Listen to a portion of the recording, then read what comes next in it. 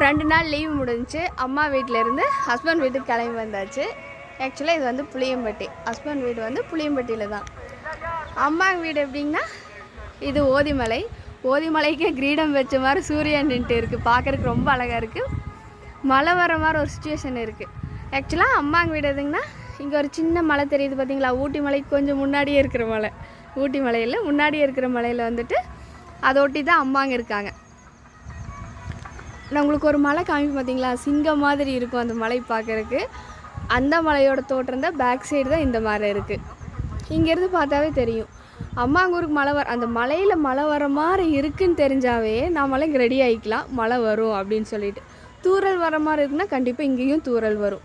ஆனால் இந்த வருஷம் தான் என்னென்னு பார்த்தீங்கன்னா புளியம்பட்டியெல்லாம் வாரத்தில் ஒரு மழை வந்துச்சு. ஆனால் அம்மாங்கூருக்கு மழை இல்லை. பக்கத்துலேயே புளியம்பட்டி அங்கே ஓதிமலை இருக்கும். அந்த மலையிலேயே 3 சாமி இருக்கும்.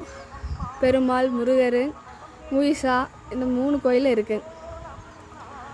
இந்த மாதிரி லீவ் முடிஞ்சு வந்துட்டு யாரெல்லாம் இப்படி ஃபீல் பண்ணி பார்த்துட்டு இருப்பீங்கன்னு சொல்லுங்கள். ஆனால் அம்மாங்க வீட்டுக்கும் எங்களுக்கும் வந்துட்டு இருக்கிறது ஒரு 10 கிலோமீட்டர் தான். ரொம்ப பக்கம்தான், 10-11 கிலோமீட்டர் தான். இருந்தாலும் அங்கேருந்து வந்துட்டு இங்கேருந்து அங்கே அது அந்த மலை பார்க்கும்போதெல்லாம் நம்ம மைண்டில் அது ஓடிக்கிட்டே இருக்கும்.